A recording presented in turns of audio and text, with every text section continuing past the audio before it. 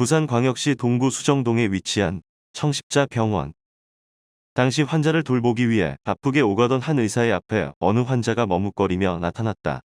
환자는 가난한 농부로 병원비를 내지 못해 병이 나았음에도 이곳에 입원해 있다고 의사에게 속사정을 털어놓았다. 농부의 입장에서는 그저 신세 한탄을 위해 의사에게 말을 꺼냈겠지만 뜻밖에도 그의 사정을 들은 의사는 오늘 밤 뒷문을 열어놓을 테니 조용히 빠져나가시오 라고 말했다. 이에 놀란 농부는 손사래를 치며 의사의 제안을 거절하려 했지만 의사는 오히려 퇴원을 못하면 가족들이 배를 곪을 테니 어서 빠져나가라고 대답했다. 결국 농부가 밤중에 몰래 건물 밖을 나오니 의사의 말대로 뒷문이 열려 있었다. 이에 더해 의사는 집까지 가는 차비라며 농부의 손에 현금을 쥐어주었다. 이에 감동한 농부는 연신 고개를 숙이며 의사에게 감사를 표했다. 그리고 다음날 아침이 되자 환자가 사라진 것에 깜짝 놀란 직원들이 의사에게 이 사실을 알리려 달려왔다. 그러자 의사가 겸연쩍게 웃으며 말했다. 사실 내가 그냥 가라고 문을 열어주었어. 한창 바쁜 농사철인데 붙잡고 있으면 그 가족들은 어떻게 먹고 살겠어? 의사의 이름은 장기려.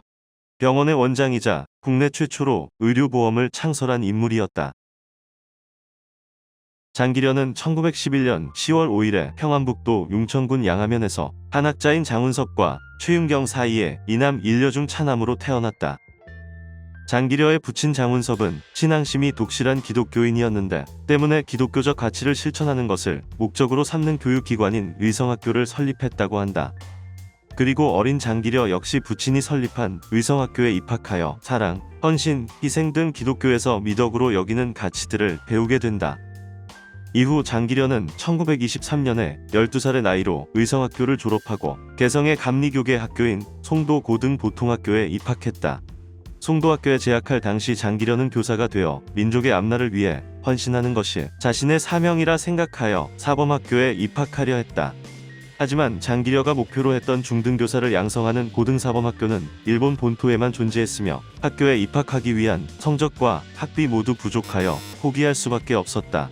이에 장기려는 눈길을 돌려 공학자를 목표로 했다. 공업이 국가와 사회를 유익하게 만드는데 이바지하는 분야라고 생각해서였다.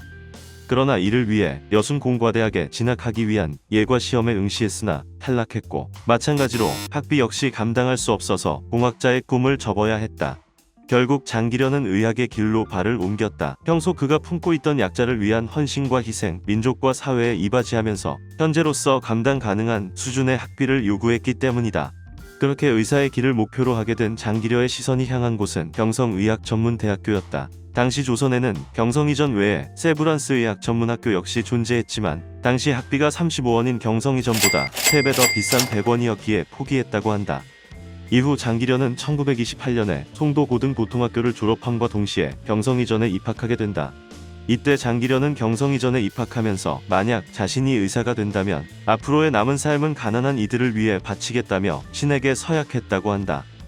그리고 장기려는 이후 자신이 한 서약을 평생도록 지키게 된다. 경성이전에 입학한 장기려는 신과 한 서약을 지키기 위해 학업에 힘썼다. 참고서 한 권 살 돈이 없어 일일이 수업 내용을 노트에 필기해야 했을 정도로 장기려가 처한 상황은 열악했지만 그럴 때마다 그는 지금 이 순간에도 치료비가 없어 죽어가는 사람들 그리고 그런 이들을 돕기로 맹세했던 자신을 떠올리며 마음을 다잡았다. 이처럼 그는 약자를 위해 헌신한다는 사명감 하나만으로 최선을 다해 학업에 열중했고 그 결과 1932년 졸업 당시 수석을 꿰차는 영광을 차지한다. 그리고 졸업한 지 얼마 지나지 않은 1932년 4월 9일 장기려는 경성이전 선배인 내과의사 김하식의 딸 김봉숙과 결혼했다.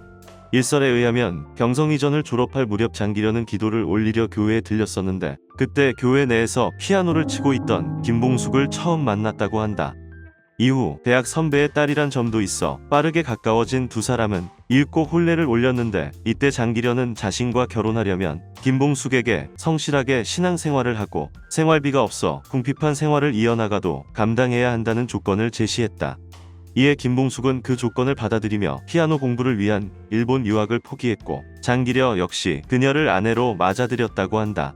그렇게 경성이전을 졸업하고 한 집안의 가장이 된 장기려는 장인이자 선배인 김하식의 권유로 1938년 4월까지 경성이전 외과학교실에서 조수로 근무했다. 졸업 이후 6년이란 시간 동안 외과학실에 근무하면서 장기련은 외과학의 기본적인 의학 지식과 기술, 그리고 충수염과 복막염의 연구 및 치료의 시간을 할애했다. 1935년에는 급성담낭염 및 담도 결석을 앓는 환자를 직접 치료하며 외과의사로서 첫 수술을 경험했다. 이렇듯 경성이전에서 수석을 차지할 만큼 뛰어난 의술이 있었기에 장기련은 그 능력을 인정받아 빠르게 승진할 수 있었다. 장기려의 스승이자 일제 시기 대표적인 조선인 의사로 명망이 높던 백인재는 그런 장기려의 실력을 눈여겨보았으며 덕분에 장기려는 조수로 근무한 지 6년 만인 1938년에 외과학실 강사로 승진했다. 백인재는 장기려가 단순히 외과학실 강사에서 멈추는 게 아닌 교수가 되어 자신의 뒤를 잇기를 바랬는데 이를 위해 장기려를 대전병원 외과과장으로 추천했다. 그곳에서 전문적인 경험과 실력 그리고 그에 걸맞는 권위를 쌓게 한 후 경성이전 외과실을 물려주려는 의도였다. 당시 대전병원 외과과장은 일제의 고등관에 맞먹는 직책으로 식민지인이었던 조선인은 쉽게 얻을 수 있는 지위가 아니었다. 일제 역시 인정할 수밖에 없었던 조선 최고의 명예 백인재의 추천이 아니었다면 장기려 역시 외과과장직을 얻을 기회는 없었을 것이다. 하지만 장기려는 이런 스승의 추천을 거절했다. 설령 외과과장직을 맡는다 한들 일본인들은 조선인인 자신을 멸시할 것이며 그렇다고 가난한 조선인들을 직접 진료할 수도 없다는 이유에서였다. 그렇게 모두가 마다하지 않을 기회를 스스로 거절한 장기려는 평양에 위치한 기독교 병원인 평양연합기독교병원에 근무하는 것을 택했다. 이후 장기려는 1940년에 평양연합기독교병원에서 외과과장으로 근무했다. 비록 기존 병원 의사들의 텃세로 병원 근무에 차질을 겪었지만 그래도 이 또한 신이 내린 시련이라 생각하며 묵묵히 의사로서의 소임을 다했다. 이때 장기려는 치료비가 없어 수혈을 받지 못하는 환자들이 있다는 것을 알자 자신의 월급으로 수혈팩을 사서 대신 수술을 진행했다고 한다. 또한 장기려는 나고야 대학에서 급성화농성 충수염에 대한 연구를 진행해 박사 학위를 받았고 1943년에는 그 당시로서는 고도의 기술과 실력이 필요하다고 알려진 설상절 재수술을 시행해 성공시켰다. 이렇듯 고통받는 조선인들을 돕기 위한 치료와 한반도의 의학기술을 발전시키기 위한 연구에 매진하던 장기려에게 피할 수 없는 시대의 파도가 들이닥친다. 1945년 8월 15일 조국이 해방된 것이다. 제2차 세계대전에서 일본이 패배함으로써 한반도는 해방되었지만 전국은 오히려 더 혼란스러웠다. 소련의 지원을 받아 공산주의를 지지하는 북한과 미국의 지원으로 자본주의를 지지하는 남한으로 한반도가 분단된 것이다. 전국이 이념 갈등으로 인해 양자로 갈라져 대립하고 있던 상황이었지만 장기려는 이런 시세에도 흔들리지 않고 묵묵히 자신의 본분을 지키며 환자들을 치료했다. 하지만 전 국토를 휩쓸은 이념의 광풍은 마침내 장기려에게도 들이닥쳐 그를 고난으로 내몰았다. 장기려가 거주하던 한반도 북부는 김일성을 중심으로 한 공산주의자들이 정권을 잡았는데 그들은 장기려가 근무하는 평양연합기독교병원이 기독교계인 것을 못마땅하게 여겼다. 이에 공산주의자들은 장기려를 반체제 세력으로 몰아탄압하려 했으나 당시 한반도에서 가장 뛰어난 외과 실력을 보유한 데다가 현지 주민들 사이에서 평판도 좋았던 그를 함부로 대할 수는 없었다. 또한 당시 북한 정권의 지도자였던 김일성 역시 장기려를 눈여겨보았다. 명망 높은 의사가 북한 정권 하에 있다는 것은 곧 북한이 남한보다 더욱 우월하다 주장할 수 있다는 이유에서였다. 이렇듯 해방 직후 북한 정권은 장기려에 대해 반체제적인 종교인이지만 실력과 명성이 있어 건들지 못한다 라는 입장을 고수했다. 하지만 이후 장기려는 단 한 번의 수술로 인해 이대학 북한 내에서 최중요한 인물 중 하나로 부상하게 된다. 김일성의 맹장염을 수술한 것이다. 김일성이 맹장염에 걸려 쓰러지자 북한 관료들은 급히 장기려를 찾았는데 하필이면 이때 그는 교회에 예배를 보러 나가 있었다. 때문에 어쩔 수 없이 소련 군의관이 수술을 맡았는데 이후 뒤늦게 교회에서 돌아와 수술을 참관하던 장기려는 절개 부위와 정도가 잘못되었음을 지적했다고 한다. 그렇게 장기려의 지적대로 절개할 부위를 수정해서 수술을 진행했고 이후 마취에서 깨어난 김일성은 이 얘기를 듣고 장기려를 크게 신임했다고 한다. 북한 최고 지도자의 신임 덕분에 장기려는 북에서 별다른 탄압이나 불편함 없이 의료 활동에 매진할 수 있었다. 심지어 종교를 금지하던 북한 내에서 장기려만은 교회에 가고 예배를 올릴 수 있는 특권도 주어졌다. 이처럼 시대의 혼란 속에서도 꿋꿋이 자리를 잡아 자신의 신앙과 신념을 지키던 장기려에게 다시 한번 피할 수 없는 파국이 들이닥쳤다. 한국 전쟁이 일어난 것이다. 김일성의 야육으로 인해 한반도가 초토화되고 전국에서 가족들을 잃거나 뿔뿔이 흩어지는 참극이 벌어졌으며 이는 장기려의 가족 또한 피할 수 없었다. 장기려가 거주하던 평양까지 전쟁의 참화에 휩싸이자 그는 가족들과 함께 남쪽으로 피난하려 했는데 우선 자신은 버스를 타고 내려간 뒤 가족들이 합류하기로 계획했었다. 하지만 이때 차남 장가용이 아버지의 짐을 들어드리겠다고 함께 동승했고 그렇게 두 사람을 태운 버스는 평양을 떠났다. 이때 평양을 빠져나가면서 장기려는 부인과 딸이 피난 가는 것을 목격했으나 하필 버스 내에 응급 환자가 발생하면서 이를 진찰하느라 그냥 지나칠 수밖에 없었다고 한다. 그렇게 차남만을 데리고 홀로 올라만 장기려는 이후 두 번 다시 북측의 가족들을 만나지 못했다. 남은 장기려의 가족들은 결국 북한을 빠져나가지 못하고 평양에 남은 것이다. 그리고 그 후 장기려는 평생 재혼하지 않고 홀로 살았다고 한다. 이처럼 가족과 헤어지는 비극 속에서도 장기려의 신앙심은 약해지지 않았다. 북에 남겨진 아내와 자식들을 그리워했을지언정 약자들을 위해 의술을 사용하는 것을 멈추지 않았다. 평양을 떠나 부산으로 내려와 제3육군병원에서 일하던 장기려는 이후 1951년 6월에 영도의 한 창고를 개조하여 이재민과 빈민들을 위한 임시 병원인 복음진료소를 설립하게 된다. 독립운동가이자 장기려의 동료 기독교인이었던 전영창이 미국에서 모금해온 5,000달러의 성금을 기반으로 UN 민사지원사령부의 약품 원조를 받아 병원을 지을 수 있었다. 개원 초기에는 하루 60여 명 정도의 환자만을 진료했으나 이후 무료 진료라는 점과 장기려의 명성이 더해지면서 개원 3개월 만에 100명이 넘는 환자가 병원으로 물밀듯 밀려들었다고 한다. 이렇듯 점차 넘쳐나는 환자들을 수용할 공간이 부족해지자 복음진료소는 1951년 12월에 정부로부터 인가를 받아 정식 병원인 복음의원으로 명칭을 바꾸었고 5년 뒤인 1956년에는 부산 송도로 건물을 신축한 뒤 이전했다. 이후 1961년에 다시 정부로부터 비영리 의료기관으로 개설 허가를 받고 명칭을 복음병원으로 바꾸니 이가 곧 부산 최초의 대학병원인 고신대학교 복음병원이다. 그리고 장기려는 한국전쟁 당시는 물론이고 그 이후에도 복음병원에 거주하면서 무상진료에 진력해 수많은 이들의 목숨을 구했다. 1953년에 서울대학교 의과대학 교수를 겸직하여 부산과 서울 사이를 오가며 진료와 강의를 병행했고 1956년에는 부산대학교 의대 교수로 부임하여 외과를 창설했다. 외과학에 정통했던 그답게 1959년에는 한국 최초로 간암 환자를 상대로 한 대량간 절제술을 성공시켰으며 이런 장기려의 영향을 받아 복음병원 역시 비수도권 최초로 로봇 유방암 수술 100회를 달성하는 등 암 특성화 병원으로 이름을 떨치게 된다. 이렇듯 한국 의료기술의 발전과 이를 이어갈 후진 양성에 힘쓰던 동안에도 장기려는 초심을 잃지 않고 무상 진료 및 의료 봉사를 이어나갔다. 일설에 의하면 이렇게 장기려가 무상으로 환자들을 치료했기 때문에 병원 재정이 적자를 면치 못했는데 이에 장기려는 자신의 월급으로 부족한 금액을 메꿨기 때문에 항상 수중에 돈이 없었다고 한다. 이처럼 장기려는 단순히 병원에서 무상으로 환자들을 치료하는 것만이 아닌 자신이 직접 찾아갈 수 없는 장소의 환자들도 의학의 혜택을 얻길 바랐다. 이에 장기려는 1968년에 청십자 의료보험을 창설했다. 더 많은 이들이 공공재로서 더 나은 진료를 받게 하기 위함이었다.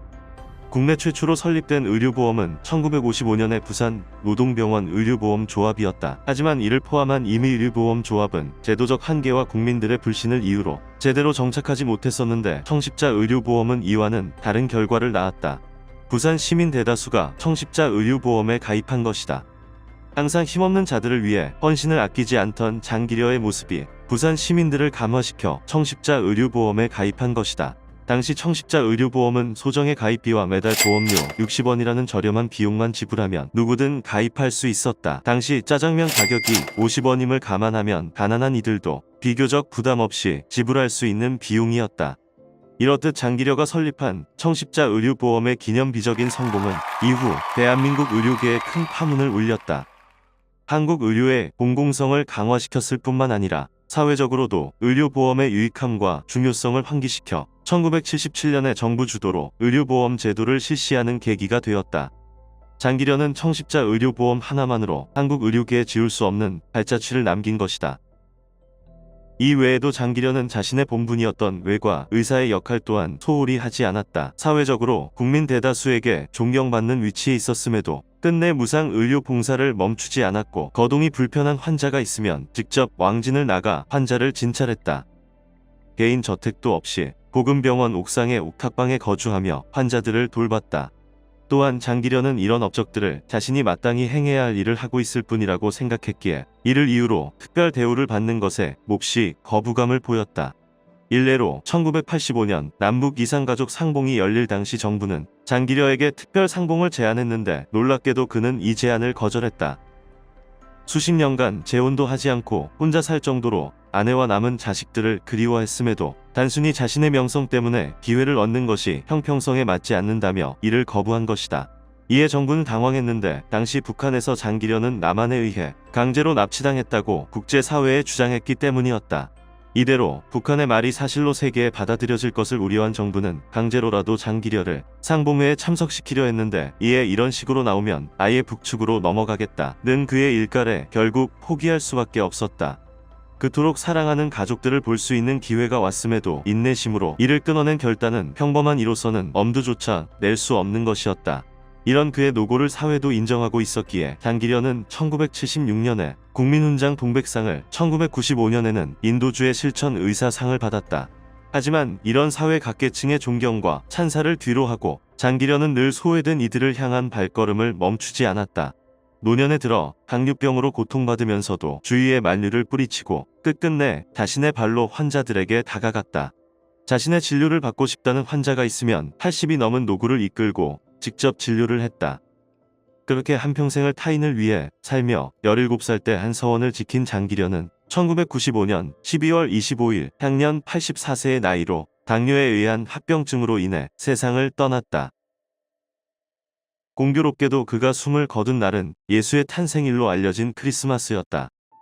사망 당시 장기려가 지니고 있던 재산은 1,000만 원 남짓이 전부였는데, 그동안 받은 병원의 월급과 시민단체의 성금은 빈민 구제를 위해 사용했기 때문이었다. 그리고 이렇게 남은 1,000만 원 또한 자신을 간병한 간호사에게 전부 넘겼다. 일설에 의하면 간호사가 이를 거부하려 하자 장기려의 유가족들이 그녀를 찾아와 선생님의 마지막 부탁이니 제발 받아달라며 호소했다고 한다. 사후 장기려의 시신은 마석 모란공원에 안장되었다. 장기려의 삶은 일반인은 범접할 수 없는 타인에 대한 끊임없는 박애와 헌신의 길이었다. 모두가 명예와 부가 보장된 위를 보며 달려갈 때 장기려는 아래를 보며 가난하고 소외된 천대받는 이들에게 다가갔다. 일제강점기 때는 조선인이, 한국전쟁 시기에는 이재민이, 이후에는 노숙인과 빈민들이 그가 손을 내민 대상이었다. 그러면서도 그는 이러한 자신의 행위를 신과의 약속이니 당연하게 여겼으며 오히려 이로 인해 이득을 얻는 것을 불쾌하게 생각했다. 아내에게 무한한 사랑을 주었다고 고백할 만큼 가족들을 사랑했으면서 자신으로 인해 또 다른 누군가가 가족을 만나지 못할 것을 염려하여 그 기회를 포기했다. 신앙인으로서 그리고 의사로서 그의 삶 속에 끊임없는 회의감과 부의 유혹이 들이닥쳤지만 끝끝내 장기려는 이를 모두 뿌리친 채 신앙인과 의사로서 자신의 신념을 유지했다. 이런 장기려의 삶은 오늘날 부와 명예에만 몰두한 채 자신의 직분은 소홀히 하는 몇몇 의료계와 종교인들이 본받아야 할 이정표가 무엇인지 시사하고 있다.